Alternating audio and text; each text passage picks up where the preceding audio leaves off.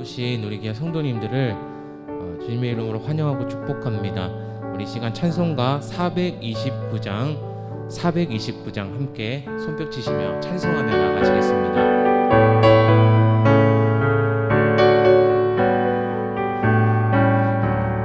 세상 모든 풍파너를 흔들어 약한 믿음 낙심하게 될 때에 내려주신 주의 복을 세어라.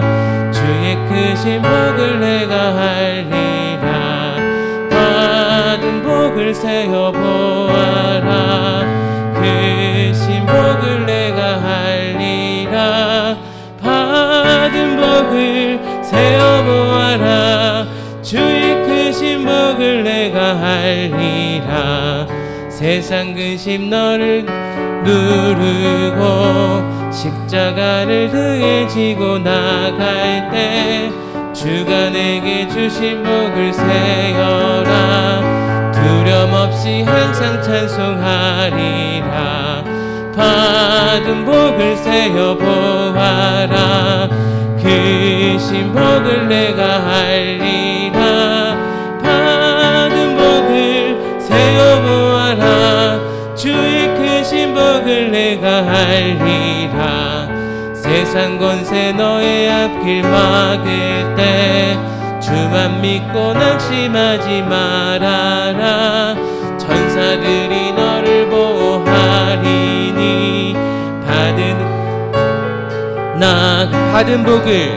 받은 복을 세어 보아라. 크신 복을 내가 알리라. 받은 복을 세어 보아라. 주의 크신 우리 1절부터 다시 손뼉 치시며 찬송하시겠습니다. 풍파 너를 흔들어 약한 믿음 낙심하게 될 때에 내려주신 주의 복을 세어라. 주의 크신 복을 내가 알리라. 받은 복을 세어 보아라. 크신 복을 내가 알리라. 받은 복을 세어 보아라.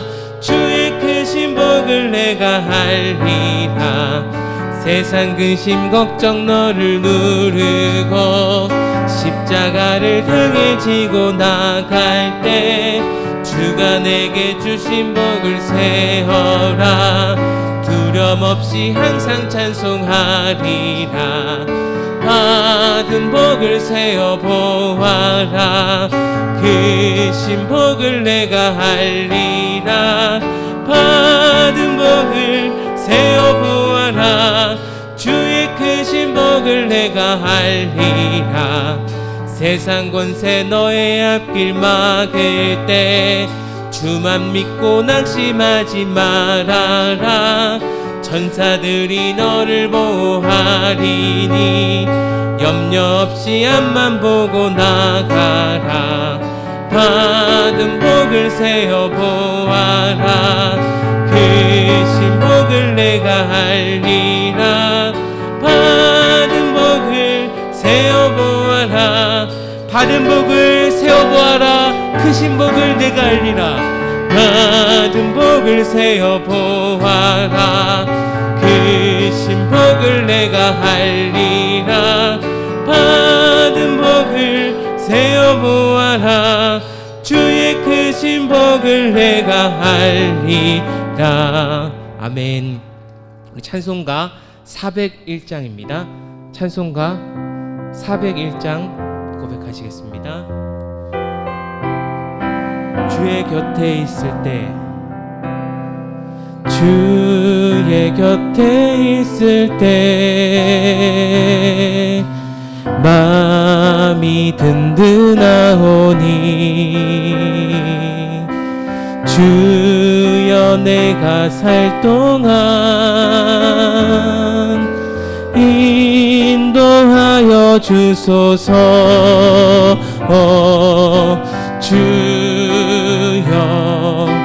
주여 나를 인도하소서. 바른 세상 살 동안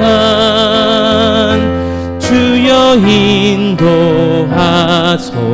피난처인 예수여, 피난처인 예수여,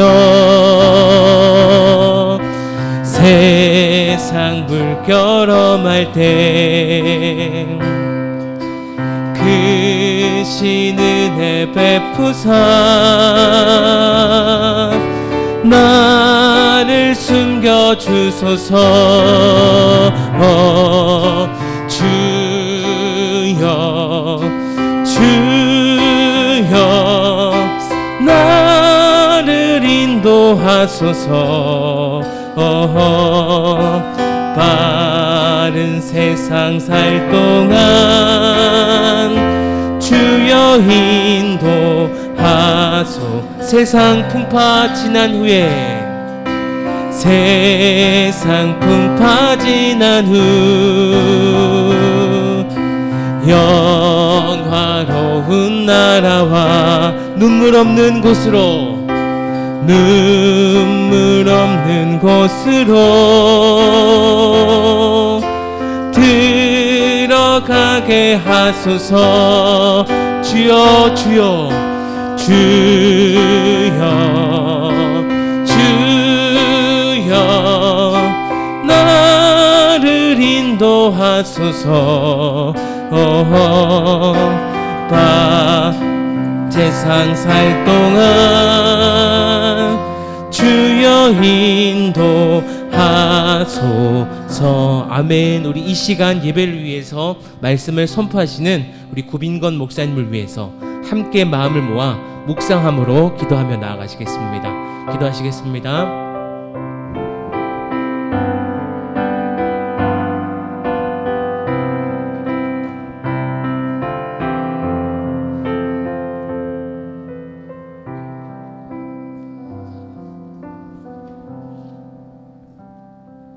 참 소망이 되시며 생명이신 영원하신 하나님을 이 시간 찬양합니다. 우리의 머리로는 도저히 이해할 수 없는 주님의 사랑에 감사합니다. 모든 것을 아시고 모든 것을 하실 능력이 있는 주님이 우리를 이처럼 사랑하심에 오늘도 감격하며 감사드립니다. 주님을 알고 싶어서, 주님의 마음을 이해하고 싶어서, 주님의 사랑을 받고 싶어서 오늘도 우리의 영혼이 주리고 목마릅니다. 이 시간 우리 마음을 주님께 활짝 열어 베푸신 은혜를 풍족히 먹고 마시게 하옵소서. 인생의 모든 굶주림과 갈망이 채워지는 은혜의 시간 되기를 원합니다. 하나님, 이 나라를 긍휼히 여겨주옵소서. 코로나로 인해 수많은 사람들이 여전히 고통 속에 있습니다. 우리의 힘으로는 할 수 있는 것이 아무것도 없습니다. 긍휼의 하나님, 세상을 위로하여 주시옵소서. 사람의 생각대로 되지 않고 뜻대로 일이 풀리지 않을 때도 여전히 일하시는 하나님의 계획을 기대하게 하옵소서.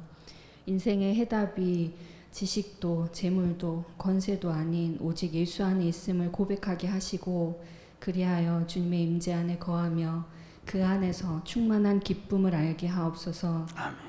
그 진리가 우리의 생각과 말과 행동에 스며들게 하셔서 찰나의 행복과 기쁨에 만족하며 영원한 평안을 망각하며 살아가지 않도록 오늘 성령님이 하시는 말씀에 우리의 심령이 민감하게 반응하게 하시며 회개할 것을 모두 떠오르게 하시고 더욱 정결하게 더욱 회복시켜 주시옵소서. 아멘.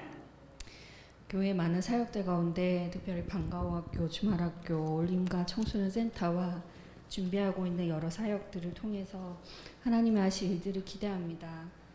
그러나 우리의 의와 우리의 헌신이 드러난 것이 아니라 오직 예수만이, 오직 복음만이 드러나게 하옵소서. 아멘. 세우신 목사님을 통해서 예배 가운데 생명의 말씀이 선포되게 하옵소서. 우리 가운데 허락하신 말씀과 부어주실 은혜를 기대합니다. 신령한 비밀을 깨닫게 하시고 그 말씀으로 인해서 우리가 변하고 세상이 변하는 놀라운 역사를 허락하여 주시옵소서. 아멘. 성령 하나님, 온전히 예배 가운데 함께하여 주시옵소서. 감사합니다. 예수님 이름으로 기도합니다. 아멘.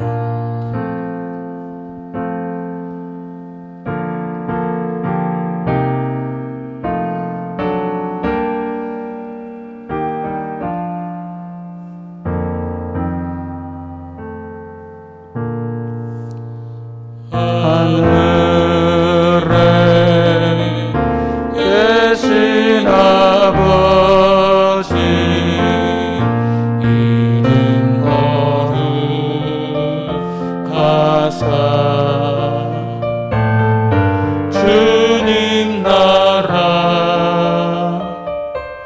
임하시고 뜻이 이루어지이다.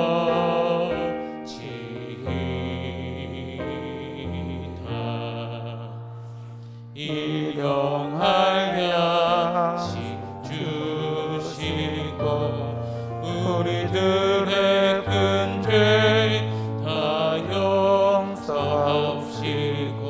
또 시험에 들게 마시고 악에서 구원하소서. 대개 주의 나라 주의 권세 주의 영광 영원히 아멘.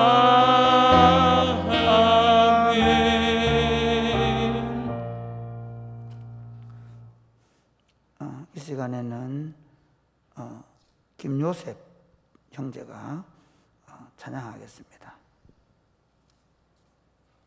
영상으로 하겠습니다.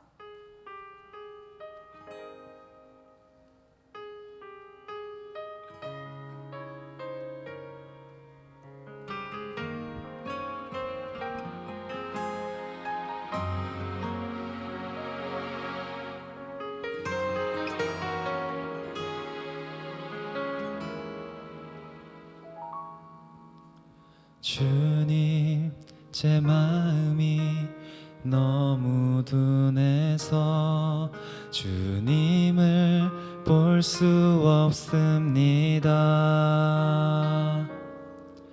이 땅에 속하여 이 땅만 보다가 주님 손을 놓쳤습니다. 나는 나그네로 왔는데 왜 주저앉게 되었나. 나는 청지기인데 언제부터 내 삶의 주인이 되어버렸나.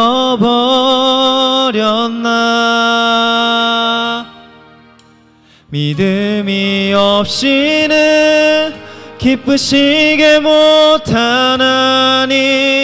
고된 수고도 다 헛될 뿐이라. 믿음이 없어서 무너진 삶의 모든 자리에 다시 주님을 기다립니다.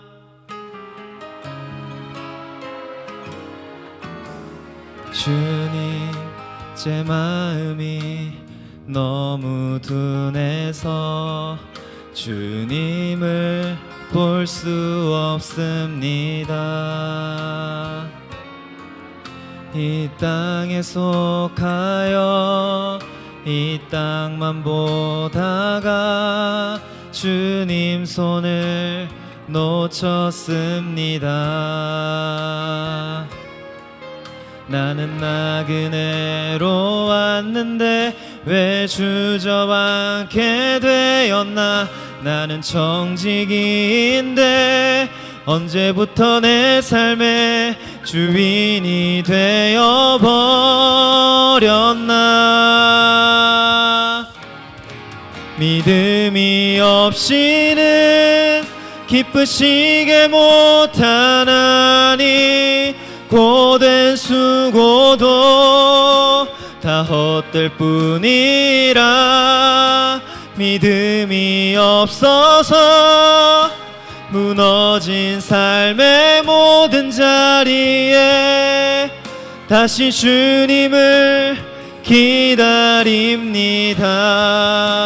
믿음이 없이는 기쁘시게 못하나니 주를 찾는 자 반드시 만나리. 믿음이 없어서 무너진 삶의 모든 자리에 다시 주님을 기다립니다. 다시 주님을 기다립니다. 기다립니다. 다시 주님을 기다립니다.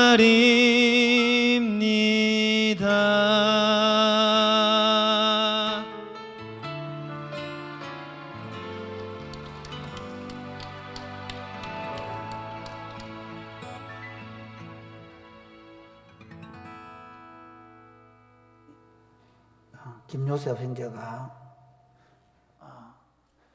원래 동의대학교 축구 선수입니다. 포드 출신인데 축구 선수가 어느 날 산부예배 찬양을 했어요.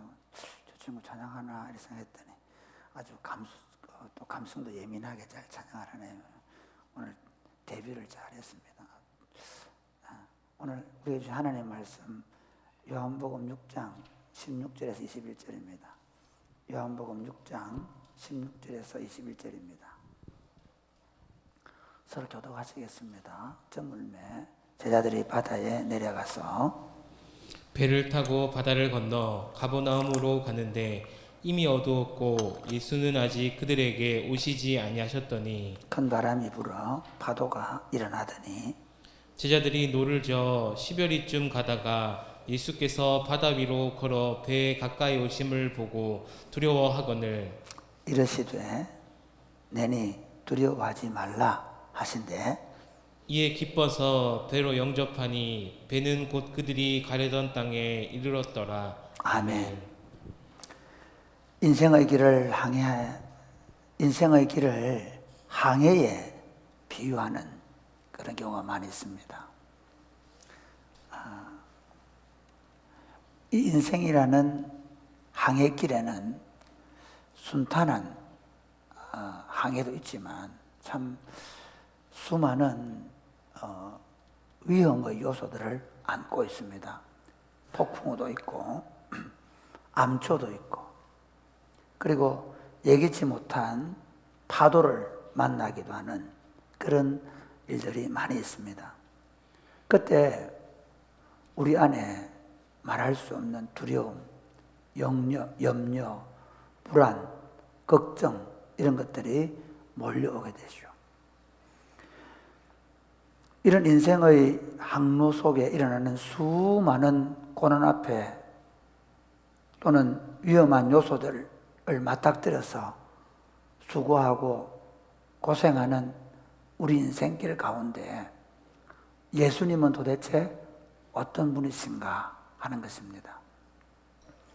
예수님은 단지 그냥 우리를 구원해 놓으셨다가 이 인생의 험한 항로에서 자기 마음대로 자기 힘, 자기 노력으로 열심히 살다가 나중에 천국에 데려가는 분이신가? 아니면 예수님은 우리를 구속하시는 순간부터 주님의 영원한 나라에 이를 때까지 우리 인생길을 인도하시는 분이신가 하는 것입니다. 오늘 저는 이 본문의 말씀을 가지고 폭풍이 있는 바다에서도 우리를 안전하게 인도하시는 예수님이라는 제목으로 말씀을 전하려고 합니다. 부제는 내니 두려워하지 말라는 것입니다. 제가 이전에 마가복음을 가지고 이 말씀을 전할 때 안심하라, 내니 두려워하지 말라는 제목으로 오래전에 한 수년 전에 이 말씀을 전한 적이 있습니다.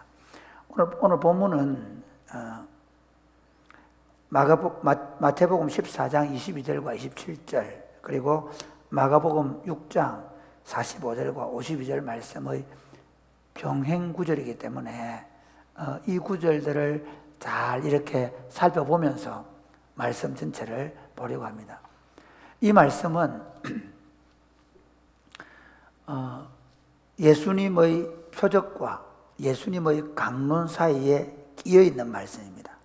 예수님의 표적과 예수님의 강론. 예수님의 표적은 보리떡 5개 물고기 2마리로 5,000명을 먹이신 것이 예수님의 표적입니다. 예수님의 강론은 내가 보리떡 5개와 물고기 2마리로 5,000명을 먹인 이유가 내가 너희에게 육적인 떡을 먹이러 온 왕이 데려온 게 아니라 내가 하늘로부터 너희에게 생명을 주러 온 구주로 왔다는 것을 강론하신 것입니다. 표적과 강론 사이에 예수님이 그 표적을 행하시고 밤에 제자들을 먼저 갈릴리 바다를 통해서 가버나움으로 보내고, 그리고 폭풍우가 막 일어서 고생하는 것을 보시고 예수님께서 물 위로 걸어 오셔서 그들을 가버나움으로 안전하게 인도하셨다는 내용입니다. 그리고 나서 가버나움 회당에서 이 표적을 강론해 주셨습니다. 예수님께서 사실은 이 제자들로 하여금 먼저 보내셨죠. 왜? 자기를 잡아서 자기들을 영원한 양식을 공급해주는 왕으로 삼으려고 하니까 제자들을 먼저 보냈습니다. 제자들을 예수님이 보냈으면 적어도 예수님이 지금 오늘 폭풍우가 일 건가 일지 않을 건가 알고 보내야죠. 그렇지 않습니까? 혹시 폭풍우가 일더라도 예수님께서 그런 폭풍우를 만나지 않도록 미리 잠잠케 하고 보내셔야죠. 그런데 그렇지 않았다는 것입니다. 예수님이 제자들을 배를 태워 보냈는데 그날 그 갈릴리 바다에 엄청난 폭풍우가 일어났다. 바람과 파도가 일어나서 고생하는 그런 모습을 볼 수 있습니다. 그럼에도 불구하고 예수님께서 그들 가운데 오셔서 그들을 다시 안전하게 가버나움으로 인도해 가셨다. 여러분 어떻습니까? 우리도 예수 믿고 나면 그때부터 모든 것이 무사 안일하게 평탄하게 가야 한다는 생각을 갖습니다. 심지어 내가 기도하고 시작하는 그 일, 내가 하나님의 말씀에 순종해서 하는 그 일은 절대로 어려움이 있으면 안 된다고 생각하는 경우가 있습니다. 심지어 우리가 기도하면서 하나님의 일을 할 때 어려운 일을 만나면 우리가 뭔가 잘못했거나 아니면 하나님이 기뻐하지 않은 일을 한다는 생각을 할 때가 있습니다. 그렇지 않습니다. 기도하고 하나님의 말씀을 순종하면서 하는 일이라도 이 땅에 사는 모든 인생들에게는 우리가 생각하지 못한 여러 가지 어렵고 힘든 것들을 하나님께서 허락하십니다. 그리고 그 일을 통해서 하나님이 누구신지, 예수님이 여전히 우리를 붙잡고 계신다는 것을 보여주시는 그런 역사를 일으키시는 것입니다. 폭풍이는 바다에서도 우리를 안전하게 인도하시는 하나님은, 예수님은 어떤 분일까요? 첫 번째로는 우리의 모든 상황을 보고 알고 계신다는 것입니다.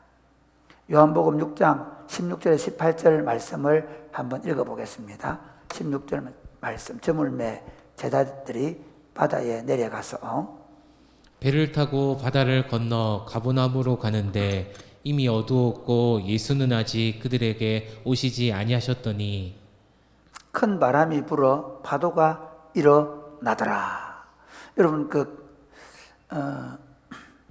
마태복음 14장 24절에는 보면 배가 이미 육지에서 수리나 떠나서 바람이 거스름으로 물결로 말미암아 고난을 당하더라 이렇게 되어 있고, 종합해 보면 그렇습니다. 우리가 이스라엘에 가보면 참 놀라운 게, 우리는 보통 바닷가에 가면 어떻습니까? 그냥 이렇게 평지가 있다가 바다가 되는 경우가 많은데, 이스라엘 땅은 이쪽 산지에서 바로 수면 아래로 해발 아래로 쫙 꺼집니다. 갈릴리 바다가 보면 아주 높은 언덕에서 쫙 꺼져 내려오거든요. 이스라엘 지형에서도 가장 높은 곳과 가장 낮은 곳으로 이렇게 되어 있는 그런 곳. 그 다음에 더 가면 사해도 그렇게 되어 있죠. 마사다하고 사해를 보면 엄청난 차이가 있습니다. 그러니까 높은 산에서 내리꽂는 바람 때문에 그 좁은 바다가 엄청난 그 소용돌이를 칠 수 있는 그런 환경입니다. 그런 환경에서 예수님이 보낸 제자들의 배가 풍랑을 만나가지고 막 고생하는 그 모습을 우리가 생각해 봅니다.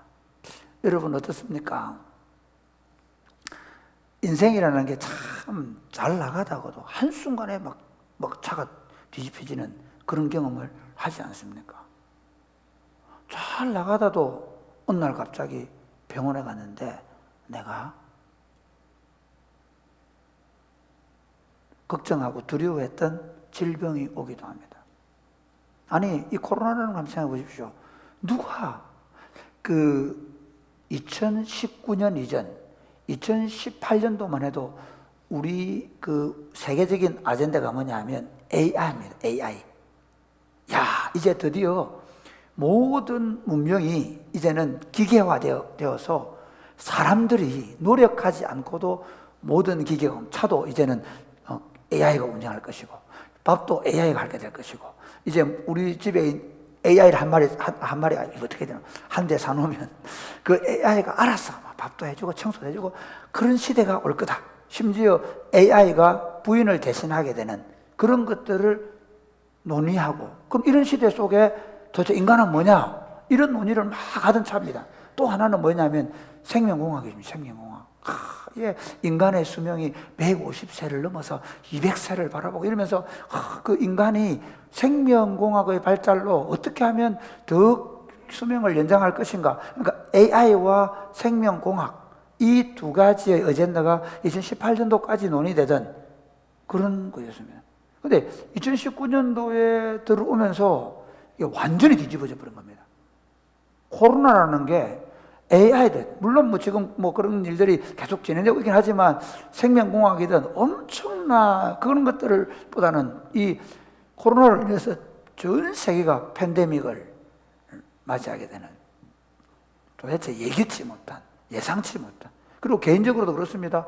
갑자기 자기 집에 코로나가 걸린 사람이 하나 발생하면 막 그 주변이 쑥대밭이 됩니다. 검사를 맡아야 되고, 만약에 아이가 걸렸다든지 누가 걸리면 14일 동안 격리를 하는 그런 일들이 발생을 했습니다.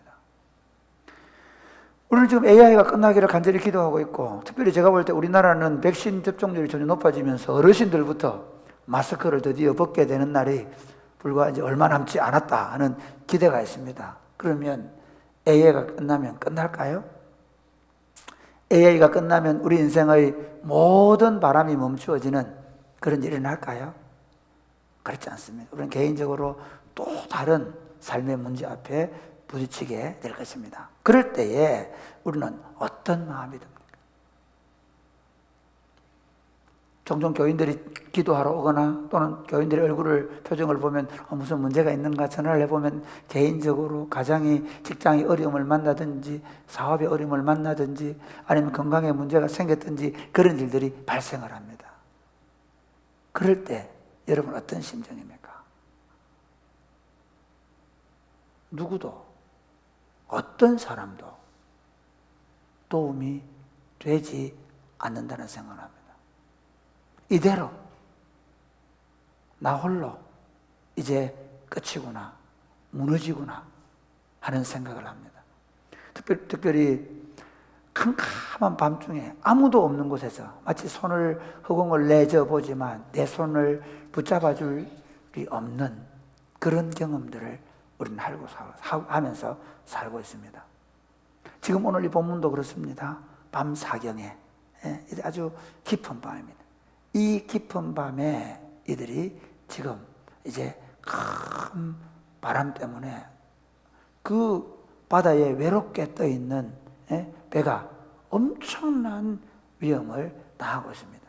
그런데 그때 예수님은 뭐라고 계셨냐? 예수님은 산에 올라가서 기도하셨다라고 다른 성경이 말합니다. 예수님은 산에 올라가서 기도하셨습니다. 예수님은 밤중에 기도하고 계시고 제자들은 바닷가에서 그 파도 때문에 엄청난 고난을 당하고 있습니다. 그런데 마가복음 6장 48절은 이렇게 말씀합니다. 한번 같이 읽겠습니다. 시작. 저물매 6장 48절이면 시작. 바람이 거스름으로 제자들이 힘겹게 노젓는 것을 보시고 밤 사경쯤에 바다 위로 걸어서 그들에게 오사 지나가려고 하시매. 여기 보면 그 앞에까지 좀 47절 좀 보면 저물매 배는 바다 가운데 있고 배는 바다 가운데 있습니다. 예수님은 홀로 무태 계시다가, 그러니까 배는 바다 가운데 외롭게 혼자 떠서 지금 엄청난 풍랑을 겪고 있습니다. 그런데 예수님은 홀로 기도하고 계십니다. 그런데 바람이 거슬러서 제자들이 막 힘겹게 막 살라고 몸부림을 치는 모습을 예수님이 보셨다. 제자들이 힘겹게 놓아졌는 것을 보셨다. 이렇게 말씀하십니다. 사랑하는 여러분, 우리가 우리 힘으로 결사적으로 싸워보지만 도대체 우리 힘이 붙여서 이제 힘들다, 안 된다, 그런 생각이 들 때가 있지 않습니까? 그런데 오늘 이 성경이 이렇게 말합니다. 예수님이 그 힘겹게 노를 젓고 있는 제자들을 보셨다는 것입니다. 우리 인생의 문제를 만날 때 우리는 이대로 죽는구나 하는 생각이 들 때 예수님께서 우리를 보고 계신다, 알고 계신다는 사실을 알라고 이 성경이 우리에게 주어진 줄 믿으시기를 바랍니다.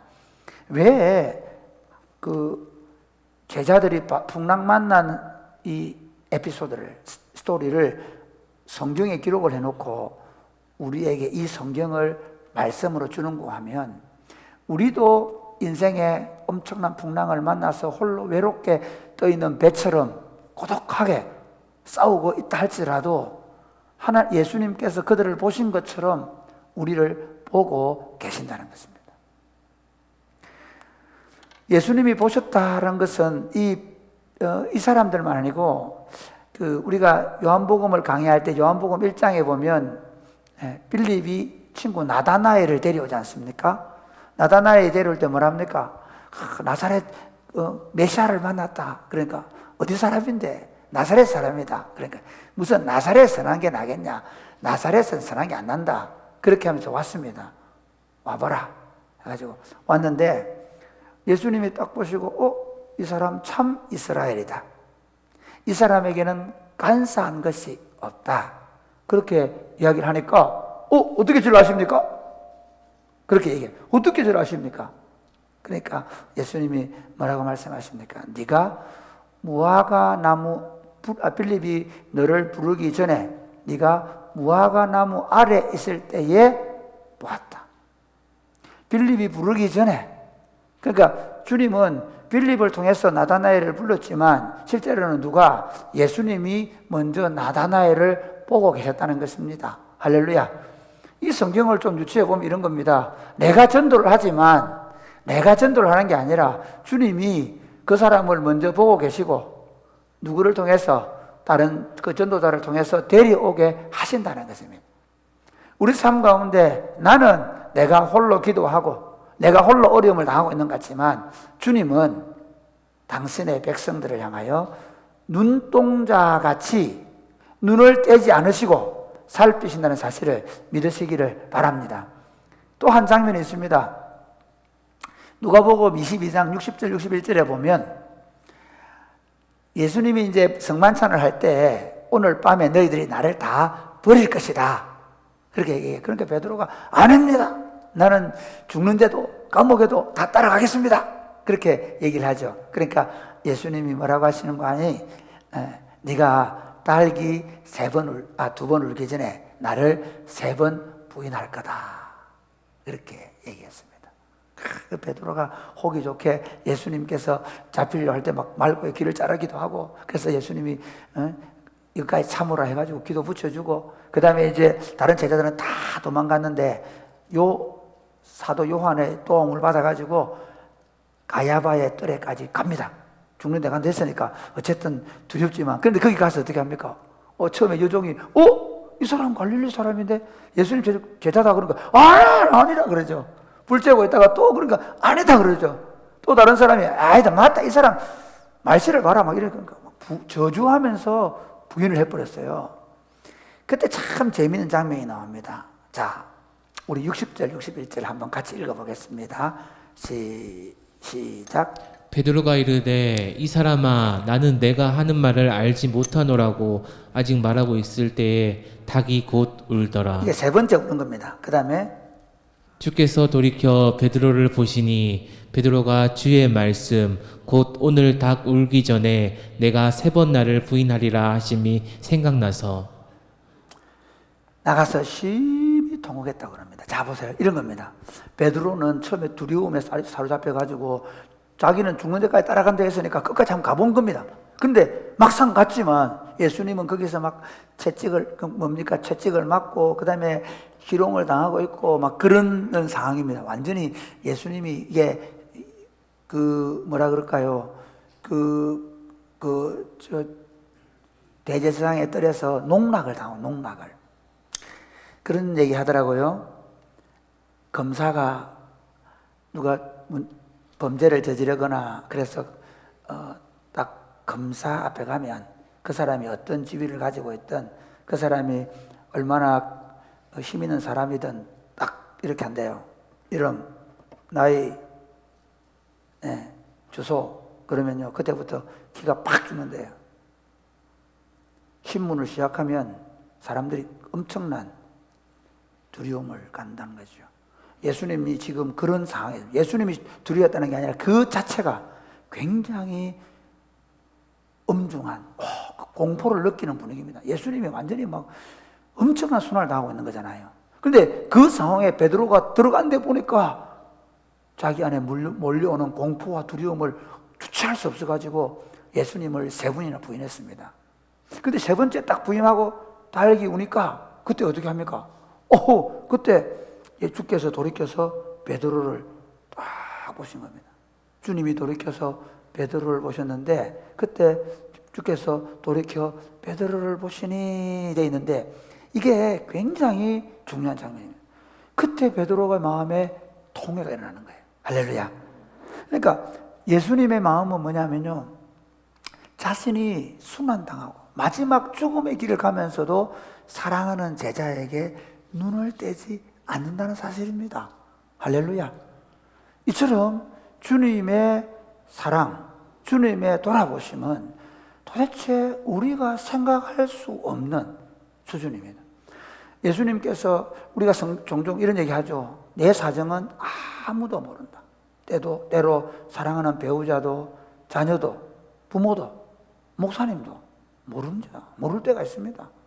그런데 예수님은 보고 계시고 알고 계신다는 것입니다. 할렐루야. 예수님께서 하늘로 올라가실 때 하늘로 올라가신 이유가 뭐냐? 하늘과 땅의 모든 권세를 가지시고 우리를 보호하시고 지키기 위해서. 또 하나는 뭐냐? 하늘로 올라가신 상징적인 의미가 뭐냐면 우리의 모든 사정을 낱낱이 세세히 보시기 위해서 올라가셨다는 사실을 믿으시기를 바랍니다. 그래서 그 베드로와 요한이 사내들인 공회에 잡혔다가 다시는 예수 이름으로 말하지 말아라 하고 협박을 받아 와가지고 교회에서 얘기하니까 교회가 뭐합니까? 이렇게 얘기합니다. 주여, 이제도 저들의 위협함을 굽어 보시옵소서. 아멘. 이해가 되십니까? 제가 말씀드리는 게 지금 예수님이 하늘에 올라가신 이유가 뭐냐면 당신의 백성들이 고난당하고 복음 때문에 수고하며 고통당하는 것을 굽어 보시기 위해서 가셨다는 거죠. 그러므로 사랑하는 여러분, 이제도 우리 삶 가운데 어떤 어려운 문제가 생기고 어떤 답답한 상황이 발생한다 할지라도 주님께서 나를 보고 계신다. 알고 계신다는 것입니다. 최근에 한두 달 전부터 생긴 습관이 뭐냐면 옛날에는 뭘 잊어버리면 막 그때부터 땀을 찔찔 흘리고 어디 갔는지 막 그랬습니다. 근데 제가 한 몇 달 전부터 경험하는 게 뭐냐 하면 기도하는 것입니다. 주님 보고 계시죠? 어디 있습니까? 정말 해보십시오. 너무 재밌어요. 주님 보고 계시죠? 어디 있습니까? 찾게 해주세요. 나 가야 돼요. 밥 먹으러. 집사람 기다려요. 그러니까 우리의 일상 가운데 주님이 보고 계신다. 그렇기 때문에 내가 어떤 상황 가운데 놓여 있다 할지라도 주님이 보시고 알고 계신다. 종종 제가 참 건망증이 심하거든요. 그래가지고 어떻게 하는가 하면 키를 놓고 온다든지 뭐 이럴 때 참 옛날에는 좀 짜증을 냈어요. 막 급하게 좀 가야 되는데 뭘 놓고 오면, 그런데 요즘 어떤 생각하냐면 주님 제가 뭘 잊어버리고 왔죠? 그러니까 키 잊어버리고 온 게 중요한 게 아니고 제가 뭘 가져올 게 있어서 또 놓고 오게 하셨군요. 저는 그렇게 생각하기로 했어요. 그러면서 또 한 가지 재밌는 건 제가 하루에 15,000보를 걸으려고 하거든요. 스마트워치를 차고. 그래서 어떻게 하냐. 한 번 더 걷게 하시는 이유가 있겠구나. 내가 앉아 있었으니까 조금 더 걷게 하시려고 그러는구나. 아니면 맞다. 여기 지금 이걸 안 가져. 좋은 발견이 뭐냐면 이거 가지러 갔는데 꼭 가져가야 될 걸 가져오는 경우가 많았어요. 제가 무슨 얘기하고 싶으냐. 우리 인생 가운데 답답하고 어렵고 참 막막한 일을 만날 때 당황하고 두려워하고 짜증내고 거기서 자포자기하고 막 땀을 뻘뻘 흘리면서 막 어쩔 줄 몰라 하지 마시고 어떻게 하시라고요? 주님 보고 계시죠. 주님 알고 계시죠. 어디 있습니까? 저 좀 찾게 해주세요. 며칠 전에는 우리 부교육자 한 분이 뭘 잊어버렸다고 막 그래서 제가 그랬죠. 기도해라. 나는 그렇게 한다. 찾게 해달라고 기도해라. 보이게 해달라고 기도해라. 정말 우리 삶 가운데 주님이 불꽃 같은 눈으로 내 사정을, 내 삶을 보고 있다는 사실을 믿으시고 그 주님께 눈 맞추는 여러분 되시기를 주님의 이름으로 축복합니다. 두 번째 보면 폭풍 이는 바다에서 우리를 안전하게 인도하시는 예수님은 우리 삶 속으로 들어오십니다. 내 삶에 들어오십니다. 참, 이 예수 믿는 게 일반 신앙생활 하는 거고 완전한 차이가 뭐냐면요. 그 이슬람 사람들은 보면 막 엉덩이를 쳐들고 막 고개를 하루에 5번씩 메카를 향해 절을 하지요. 초월자입니다. 그 알라라는 그 사실은 우리가 아는 믿는 여호와거든요. 그 초월자를 믿습니다. 멀리 높으신 고개를 쳐박고 땅에 납작 엎드려야 되는 하나님으로 믿습니다. 여러분 불교도 제가 그 불교를 비판하는 건 아닙니다. 그분들이 어떻게 하면 찾든지 한 번만 봐달라고 복 하나만 달라고 막 기도하죠. 근데 우리가 믿는 기독교 신앙은 참 신앙은 뭔가 하면 그리스도가 당신의 영을 우리에게 보내셔서 내 안에, 우리 가정 안에, 우리 부부 사이에 산다는 것입니다. 할렐루야. 기독교 신앙은 어렵지 않습니다. 기독교 신앙은 멀리 있지 않습니다. 예수를 믿으면 예수의 영이신 성령님이 내 안에 들어오신다는 것입니다. 왜 오시냐? 나와 함께 이 풍랑이는 무서운 인생길을 임마누엘로 함께 하기 위해서라는 사실을 믿으시기를 바랍니다. 예수님께서 그 산 위에서 그들이 홀로 힘들게 노를 젓는 것을 보시고 그리고 어떻게 하시냐? 바다 위를 걸어서 오십니다. 우리 한번 19절 말씀 보시겠습니다. 시작. 제자들이 노를 저어 10여리쯤 가다가 예수께서 바다 위로 걸어 배 가까이 오심을 보고 두려워하거늘. 예수님이 걸어서 배로 가까이 오셨다 그렇게 말합니다. 49절 한번 보실까요? 49절 시작. 제자들이 그가 바다 위로 걸어오심을 보고 유령인가 하여 소리 지르니. 유령인가 하여 소리 질렀다 그렇게 이야기합니다. 여기 중요한 건 예수님이 먼저 가까이 오셨다는 겁니다. 이런 겁니다. 막 바람이 불고 막 살라고 몸부림을 치는데 어떤 사람이 가까이 오니까 얼마나 놀라겠습니까? 그러니까 공포에 질려 있는 사람에게 더 큰 공포가 온 겁니다. 혹시 여러분 그런 경험 있으십니까? 저희들 옛날에 이제 어릴 때 보면 산에 한 번씩 뭐 나무하러 가거나 그래가 늦게 내려오는데 엄마가 찬다고 우리 바로 동네 앞에 공동묘지가 있고 공동묘지를 지나 산에 가야 되거든요. 종종 뭐 옛날에 송아지 찾으러 간다든지 이런 일이 발생을 했는데 이 동네는 그런 일이 별로 없겠군요. 산이 너무 멀어요. 저희 동네는 바로 산이 가까이 있었거든요. 그런데 이게 참 두려운 게 뭐냐면 밤중에 공동묘지 앞에서 사람 만나는 거예요.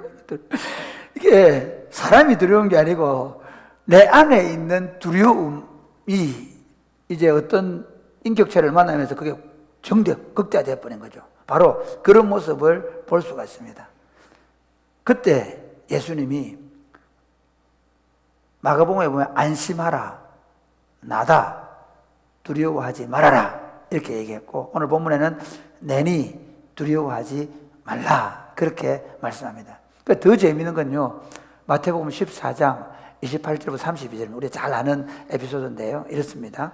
베드로가 대답하여 이르되 주여 만일 주님이시거든 나를 명하여 물 위로 오라 하소서 하니 오라 하시니 베드로가 배에서 내려 물 위로 걸어서 예수께로 가되 바람을 보고 무서워 빠져가는지라 소리에 질러 이르되 주여 나를 구원하소서 하니 예수께서 즉시 손을 내밀어 그를 붙잡으시며 이르시되 믿음이 작은 자여 왜 의심하였느냐 하시고 32절 말씀 같이 읽겠습니다.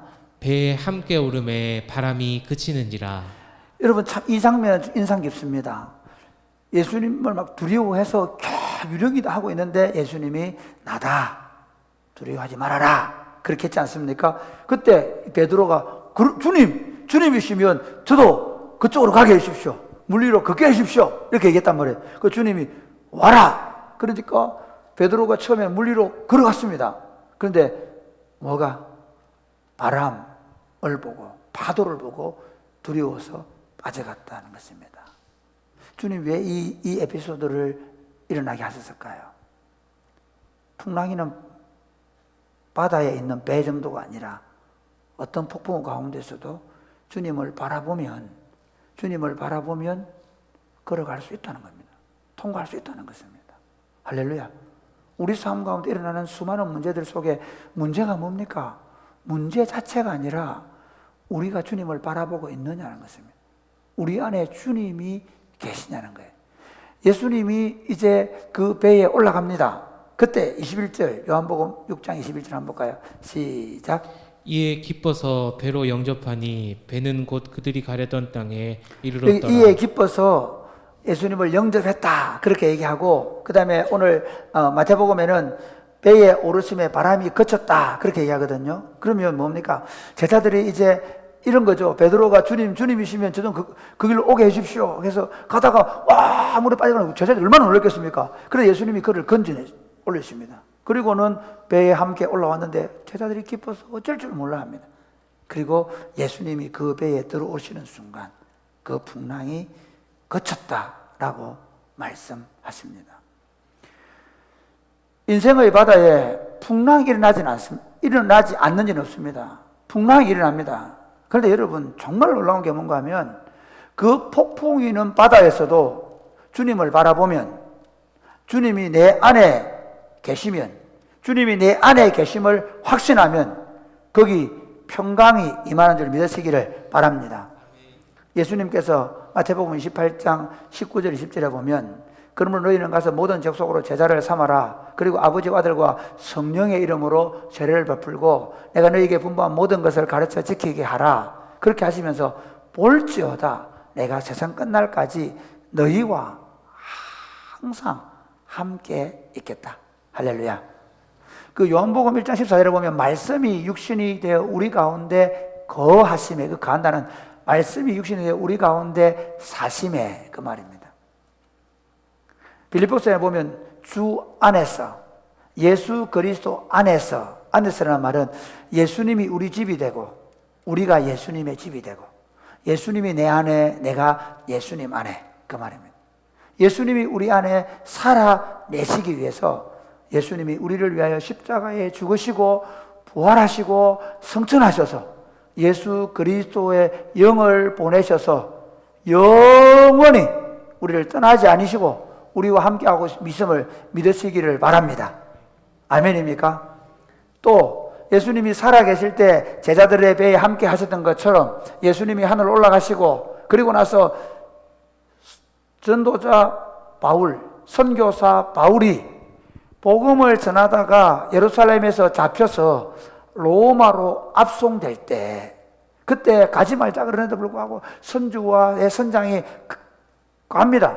가다가 바람과 파도를 만나가 풍랑을 만나가지고 14일 밤낮을 배가 떠다닙니다. 그때는 뭐 기계배가 아니니까요. 배가 막 떠다닙니다. 얼마나 짐도 다 버리고 다 그랬습니다. 그런데 그때 여러분 놀랍게도 예수님이 그 폭풍 이는 바다에 찾아오십니다.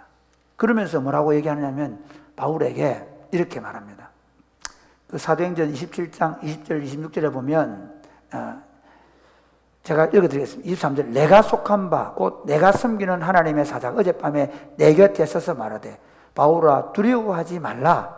내가 가이사 앞에 서야 하겠고 또 하나님께서 너와 함께 항해하는 자들을 다 내게 주셨다 하였으니 그 폭풍이는 바다 속에 주님의 사자를 보내셔 그와 함께 해주시면서 내가 너를 반드시 안전한 항구로 인도에 갈 것이다 라고 말씀하시는 것입니다. 바울이 빌립보 감옥에 갔을 때 어떻게 합니까? 매를 맞고 깊은 감옥 속에 들어가 있습니다. 그런데 그날 밤에 바울과 실라가 하나님을 향하여 기도하고 찬양하는데 그곳에 지질이 납니다. 진동하는 역사가 납니다. 그리고 착고가 풀어집니다. 도망가라는 겁니까? 아닙니다. 바울 두려워하지 마라. 내가 너와 함께한다. 할렐루야. 그 땅이 그 옥트가 흔들리고 옥문이 열리고 하는 그 역사를 통해 보여준 게 뭔가 하면 바울 두려워하지 마라. 내가 너와 함께 있다는 사실을 보여준 겁니다. 만약에 그냥 옥문 열어놓고 도망가라고 그랬으면 바울 도망갔죠. 바울이 아는 겁니다.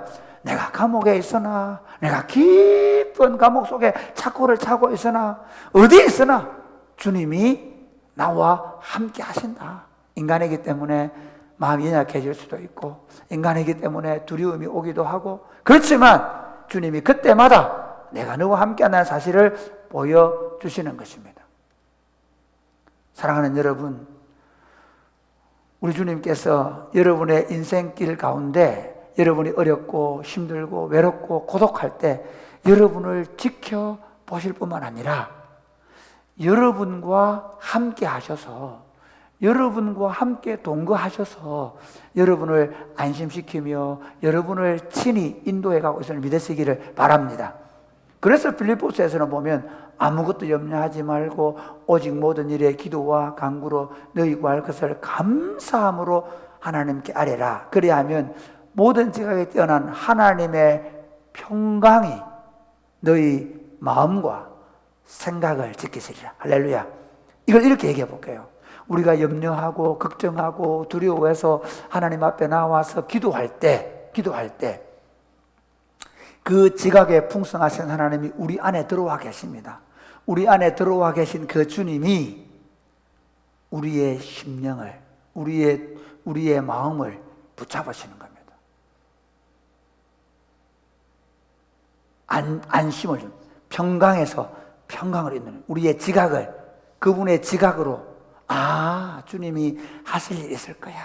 주님의 계획이 있을 거야.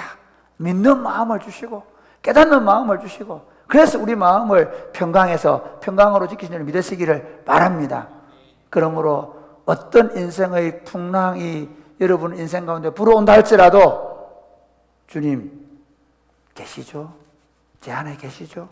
내가 과연 너희를 버리지 않고 너희를 떠나지 않겠다고 말씀하신 그대로 지금 계시죠? 그 문제는 뭡니까? 바람이 부는데, 파도가 치는데, 어떡하지? 이거 왜 검색을 해보니까 이거는 이렇게 해야 되는데, 저렇게 해야 되는데, 사람들이 이렇게 말하는데, 저렇게 말하는 데가 아니라, 우리가 어디에 집중해야 됩니까? 주님이 내 안에 계시는, 내 안에 계신 주님께 집중하는 거죠. 제가 지난 주일날 그 헬렌 나우엔의 귀향의 영성이라는 책입니다. 주님을 홈커밍 데이 해가지고 주님을 내 집에 불러들여서 내 인생에 불러들이는 거예요. 사실은 불러들이는 게 아니죠. 주님이 내 인생에 들어오신 거예요. 주님이 내 인생에 들어오셔서 주님과 더불어 먹고, 그래서 내가 문 밖에서 두드리노니 누구든지 문을 열면 내가 그에게로 들어가서 그로 더불어 먹고 그는 나로 더불어 먹으리라. 이 풍랑 많은 인생에 주님이 나와 함께 하시기 위해서 이 땅에 오셔서 나를 위해 죽으시고 십자가에 부활하시고 십자가로 우리 죄를 깨끗게 하시고 부활하시고 성천하셔서 당신의 영을 우리 속에 도장처럼 확 찍어 놓으셔서 이 험악한 인생길을 함께 걸어가고 계심을 믿으시기를 주님께 이름으로 축복합니다. 그 사랑의 줄은 결코 못. 마지막 세 번째는 폭풍이는 바다에서도 우리를 안전하게 인도하시는 예수님은 능력으로 우리를 소망의 항구로 인도해 가십니다. 아멘. 그 능력이 전능하신 능력입니다. 오늘 이렇게 되어 있습니다. 요한복음 6장 22절은 이렇게 되어 있습니다. 21절 시작. 이에 기뻐서 배로 영접하니 배는 곧 그들이 가려던 땅에 이르렀더라. 그들이 예수님을 영접했는데 그들이 예수님을 기뻐하면서 예수님을 영접하고 배는 곧 그들이 가려던 땅, 가버나움 땅에 무사히 도착했다. 이렇게 간단히 기록을 하고 있습니다. 예수님께서 그들 가운데 들어가셔서 내가 있다. 걱정하지 마라. 그 정도만 아니라, 그래, 마음이 그냥 평안한 정도가 아니라 그 마음의 평강을 주실 뿐만 아니라 이제는 그 인생을 붙잡으시고 내가 키 잡을게. 내가 간다. 주님이 우리 인생의 조타수가 되셔서 무사히 우리의 인생을 우리를 소망의 양국까지 인도해 가시는 겁니다. 신앙생활이 뭐냐? 신앙생활이 이런 겁니다. 이게 지금 신앙생활이 뭐냐? 신앙생활이 여러분이 주일날 예배에 나와서 이렇게 예배를 드릴 때 우리는 내 삶의 주도권을 다시 주님께 내려놓는 일을 합니다. 그게 신앙생활입니다. 성령 충만이 뭐냐?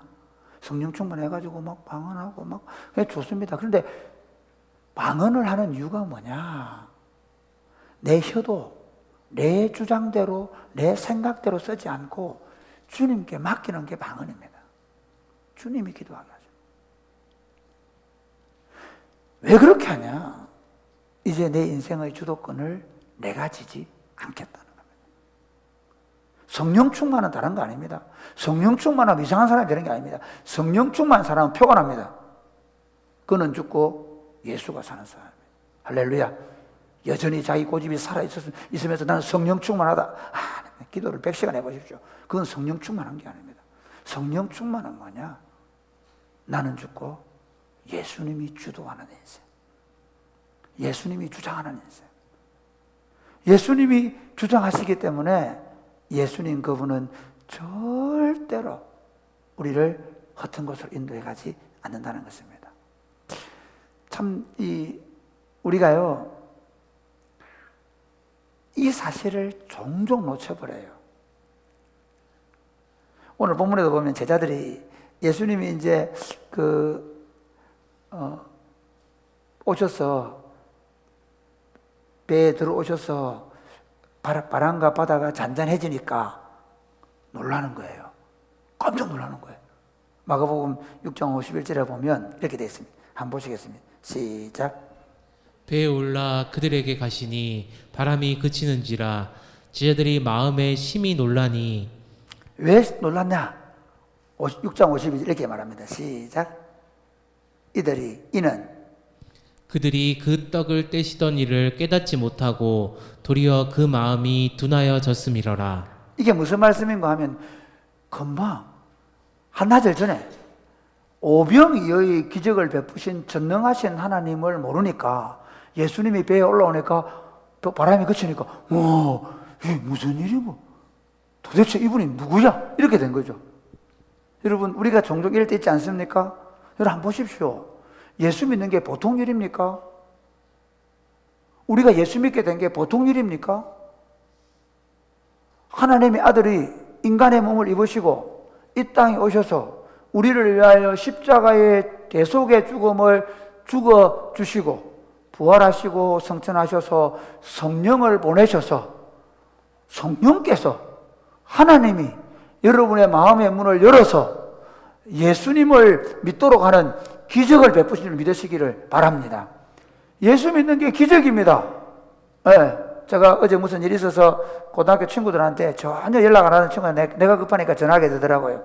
전화를 해댔는데 뭐 서울대학 나와 의사하는 친구도 있고 교수하는 친구도 있고 다 막 잘났어요 다. 그런데 예수 믿는 친구가 별로 없어요. 심지어 아주 교회 중직자 자녀분인데 최근에 그중 고등학교 때 예수 믿었거든요. 그러나 구목사 내 요즘 막 하나님의 따질 일이 좀 많다. 요즘 교회 잘 안 나오고 있는 거예요. 중직자 아들이라 하더라도 예수 믿는 건 지 마음대로 안 되는 거예요. 기적입니다. 여러분, 여러분이 이미 예수 그리스도를 내 구주와 주인으로 받아들였다면 하나님이 여러분의 인생에 세상에서 볼 수 없는 기적을 여러분에게 베푸신 줄 믿으시기를 바랍니다. 뿐만 아니라 여러분의 인생을 살아오면서 얼마나 많은 기적을 경험하셨습니까? 저는 목회하면서 하나님이 살아계시다는 흔적들을 얼마나 많이 보고 목회를 하고 있는지 모릅니다. 그런데 또 다른 일을 만나면 어떨까요? 두려워하는 거예요. 엊그제 할렐루야 하나님 살아계십니다 해놔놓고 또 다음날 일 만나면 어이구 어쩝니까? 안 됩니다. 그러는 그게 누구예요? 우리들이에요. 그래서 예배를 드리고 그래서 말씀을 묵상을 하고 그래서 기도를 하는 거지요. 그런데 여러분, 우리가 인생을 살아가면서 끊임없이 설교를 듣고 기도를 하고 그러면 꼭 하나님의 능력을 경험하게 하시는 이유가 뭐냐? 하나님이 전능하신 하나님이 되셔서 우리의 인생의 길을 인도해 가신다는 것을 보여주기 위해서입니다. 그래서 에베소서 1장에는 보면 사도 바울이 교회를 위해 기도할 때 하나님 이들이 눈을 열어서 이것을 알게 해달라고 기도합니다. 에베소 1장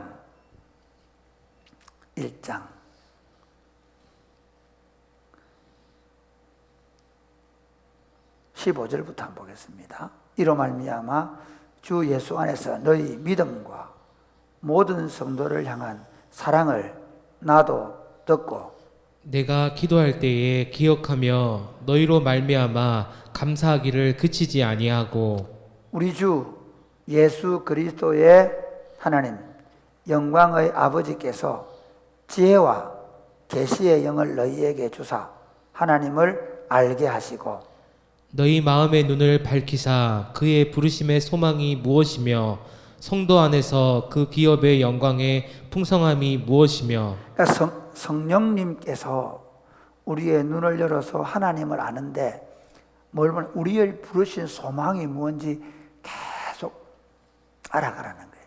그러니까 우리가 이제 예수를 믿으면서 이 땅의 소망, 이 땅에서 이 세상 사람 추구하는 소망이 아니라 하늘 소망에 더 눈이 열려가야 된다. 알아가야 된다.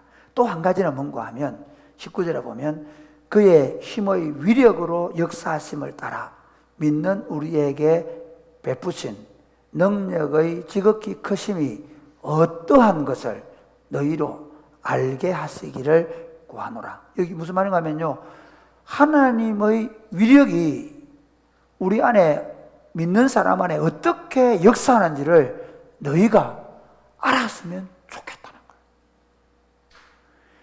교인들도 문제를 만나면 정보, 과학, 사람들의 말을 의존하려고 해요.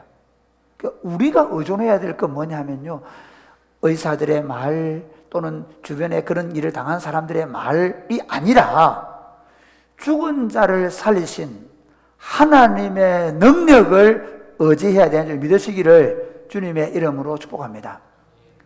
예. 그래서 20절 보세요. 20절 시작. 그의 능력이 그리스도 안에서 역사하사 죽은 자들 가운데서 다시 살리시고 하늘에서 자기 오른편에 앉히사. 이게 무슨 말씀인가 하면 죽은 예수를 살린 능력으로 너희와 함께하고 있다는 것입니다. 할렐루야. 우리는 여러분 다릅니다. 예수 믿는 사람은 다릅니다.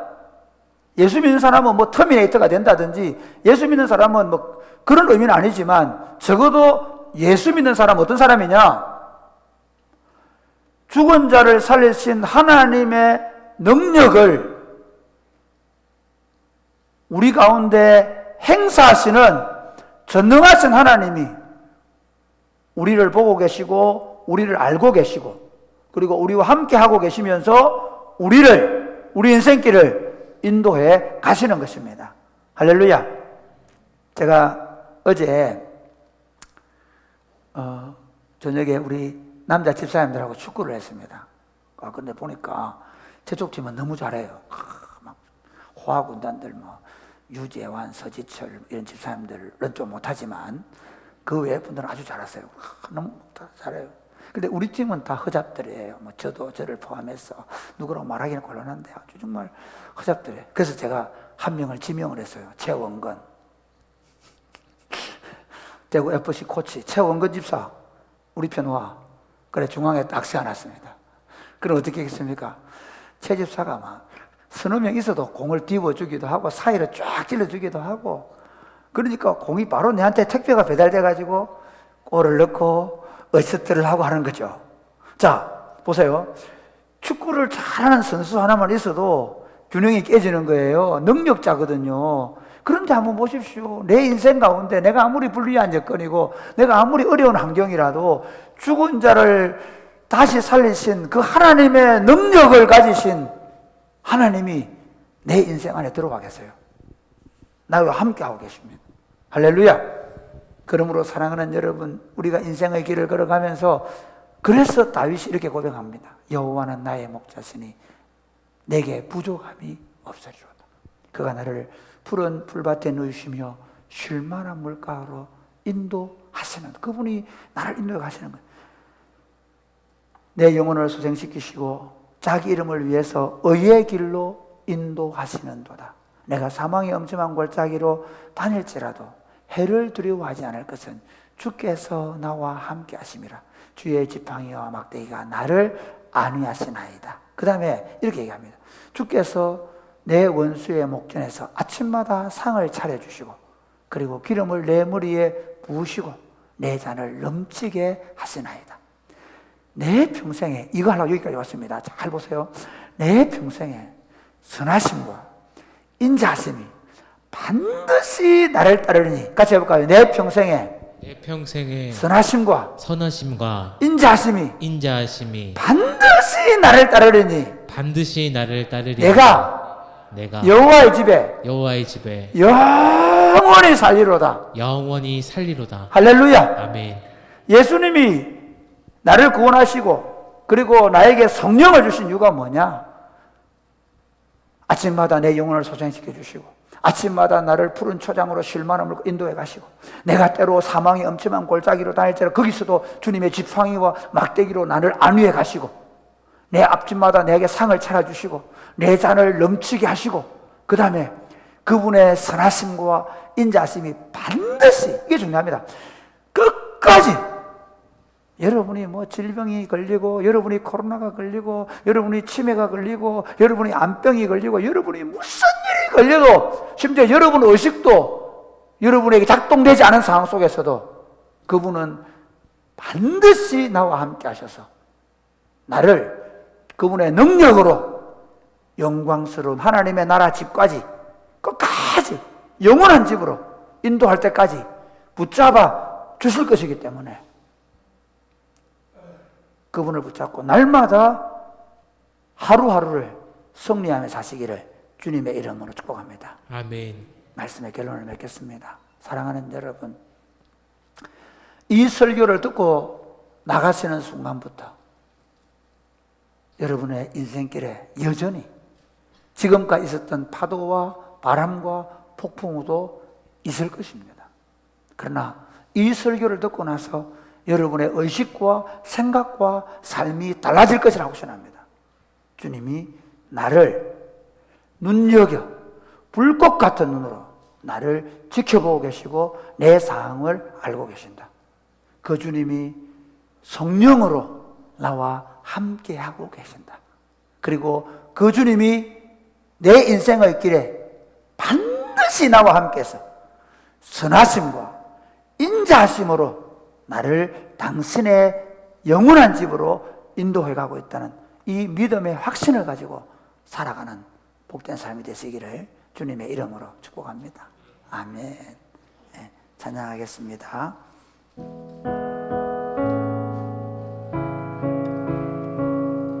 345장입니다.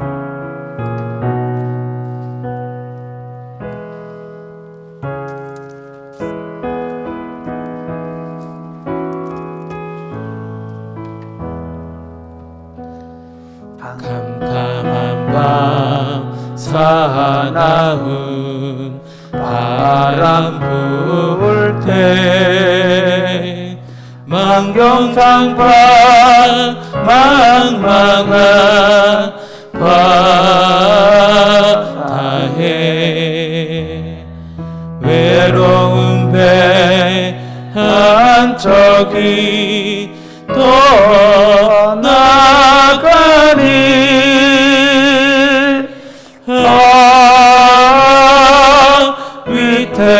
위태하구나 위태하구나 비바람이 무섭게 몰아치고 그 성나물 큰 파도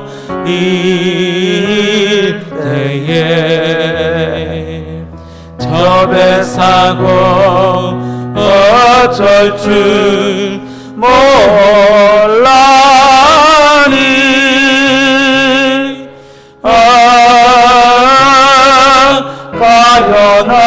가련하구나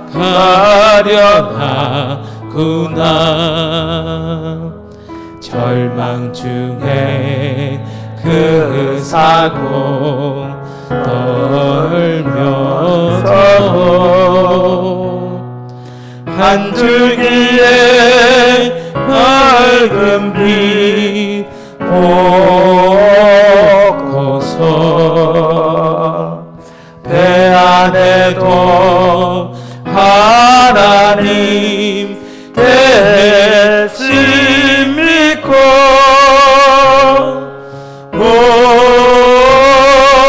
기도 올린다 기도 올린다 아버지여 아버지여 이 죄인 구워보사 성난풍랑 잔잔케 하시고 이 불쌍한 인생을 살려소서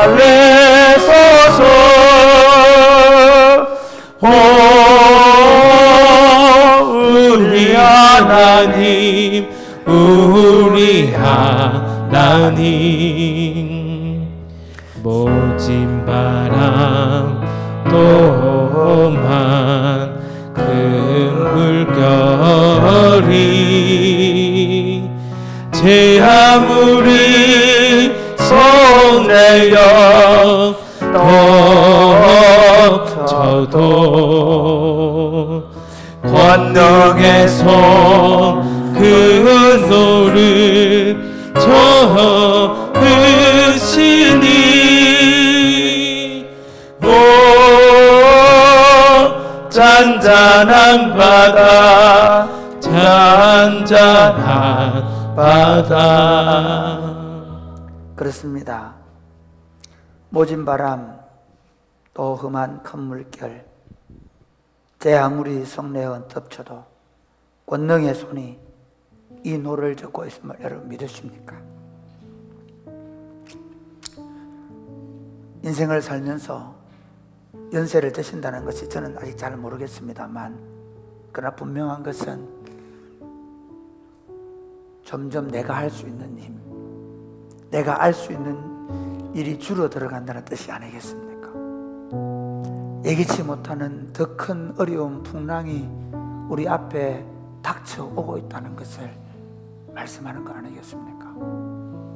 사랑하는 여러분, 지금까지 여러분이 이 신앙의 연습과 훈련을 해오신 이유가 무엇입니까? 주님이 보고 계시고 알고 있다는 것을 여러분이 끊임없이 훈련해 오지 않았습니까? 주님이 여러분과 함께하고 있음을 수십 년 동안 훈련해 오지 않았습니까?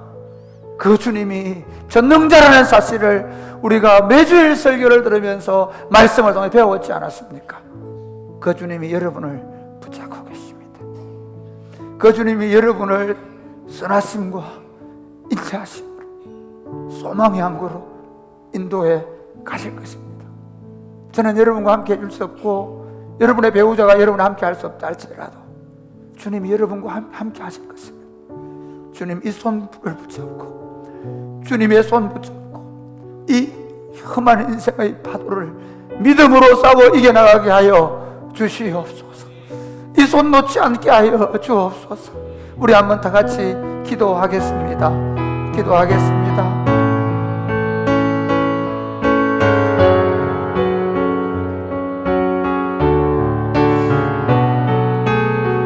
사랑하는 주님,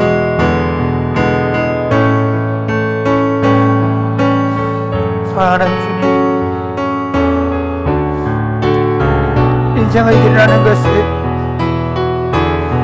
우리가 뭔가 많은 것을 할 수 있는 것처럼, 우리가 뭔가 대단한 사람이 될 수 있는 것처럼 그렇게 보이지만 세상은 나이가 들어가고 많은 것을 이루어 보면 볼수록 그것이 아니라는 것을 알게 됩니다.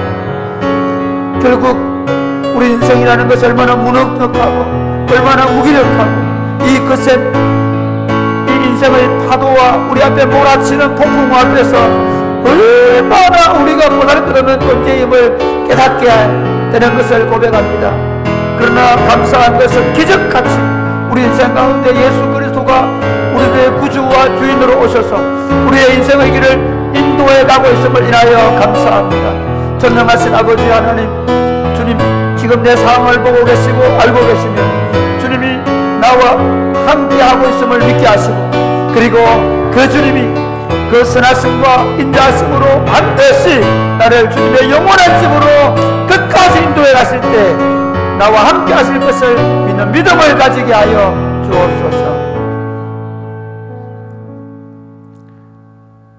인생을 사는 날 동안 우리가 깨닫는 것은 우리가 무소불위의 권력자가 되거나 우리가 무엇이든지 할 수 있는 만능자가 되는 것이 아니라, 시간이 흘러가면 흘러갈수록, 나이가 들어가면 들어갈수록, 우리가 뭔가를 이루면 이룰수록 우리 자신이 얼마나 무능력하고 무기력한 한낱 인생에 불과한지를 알게 됩니다. 인생의 경험이 많아지면 많아질수록 노련해지기도 하지만, 인생의 경험이 많으면 많을수록 우리가 할 수 있는 일이 얼마나 없는지 또한 알게 됨을 고백합니다.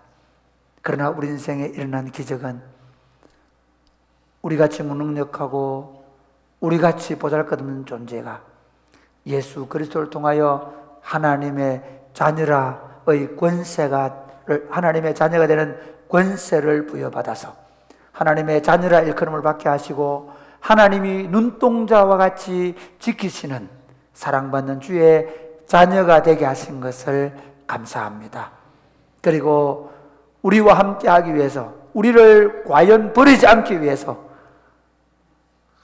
하나님과 그리스도의 영인 성령님을 우리에게 보내시고 우리와 지금 이 항해 길을 함께 걸어가게 하심을 감사합니다. 그리고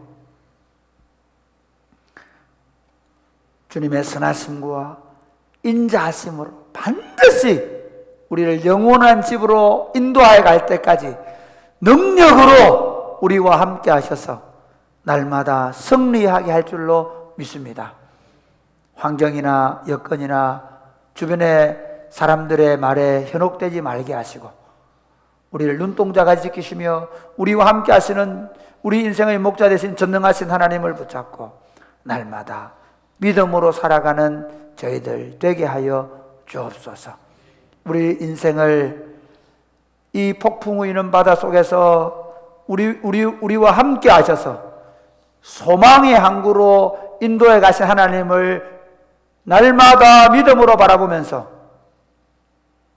내니 두려워하지 말라, 내니 두려워하지 말라 하는 주님의 음성을 들으며 살아가는 주의 복된 백성들 되게 하여 주옵소서. 사랑하는 마음으로, 감사하는 마음으로 주님 앞에 헌금을 올려드립니다. 11조와 감사의 예물과 성교헌금과 장학헌금과 그리고 그 모든 물질을 주님께 드릴 때 이 물질이 주님의 나라를 위해 귀하게 쓰임받게 하시고 온 힘을 다해 물질을 드리는 손길을 복을 주셔서 마음의 평안과 기쁨이 넘치고 그 자녀들이 주님 안에서 더 형통케 되게 하시며 주님의 나라가 그를 통하여 흥왕케 되게 하여 주옵소서. 예수님 이름으로 기도드립니다. 아멘. 주 예수 그리스도의 은혜와 하나님 아버지의 크고 무한하신 사랑과 성령님의 교통하심이 사랑하는 주의 백성들과 저들의 자녀들 머리 위에 이제로부터 영원토록 함께 있을지어다. 아멘.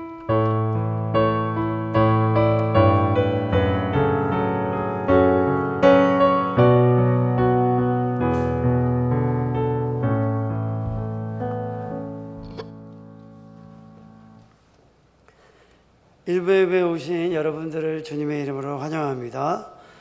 또 비대면으로 예배에 참여하고 계신 우리 성도님들을 주의 이름으로 환영합니다. 광고의 말씀을 드리겠습니다. 계속해서 우리 안전한 모임과 예배를 할 수 있도록 주중에 방역에 힘써 주시기를 부탁드립니다. 캐주얼 데이를 하고 있습니다. 그래서 단정하고 노출이 적은 복장으로 예배에 참석해 주십시오. 그리고 우리가 캐주얼 데이를 하는 동안에 에어컨을 틉니다. 그래서 여러분들 추우신 분들은 바람이 안 부는 곳에 앉아 주시거나 혹은 겉옷을 하나 가져오시면 또 우리가 춥지 않게 이렇게 예배를 드릴 수 있을 것 같습니다. 교우 소식을 안내해 드립니다. 지난주에 정성민 성도, 이은비 성도 가정에서 등려했습니다. 여러분 많이 축하해 주시기 바랍니다. 또 목장별로 선물을 준비해 주시면 저희들이 잘 전달하도록 하겠습니다. 교계 소식은 주보를 참조해 주십시오. 이번 주 성경 읽기는 출애굽기입니다. 우리 옆 사람과 함께 인사하겠습니다. 예수님은 폭풍이 있는 바다에서도 우리를 안전하게 인도하십니다. 예수님은 폭풍 있는 바다 위에서도 우리를 안전하게 인도하십니다. 우리 축복하겠습니다. 여기에 모인 우리 주의 은총 받은 자여라. 주께서 이 자리에 함께 계심을 아노라. 언제나 주님만을 찬양하며 따라가리니 시험을 당할 때도 함께 계심을 믿노라. 이 믿음 더욱 굳세라. 주가 지켜주신다. 어두운 밤에도 주의 밝은 빛 인도하여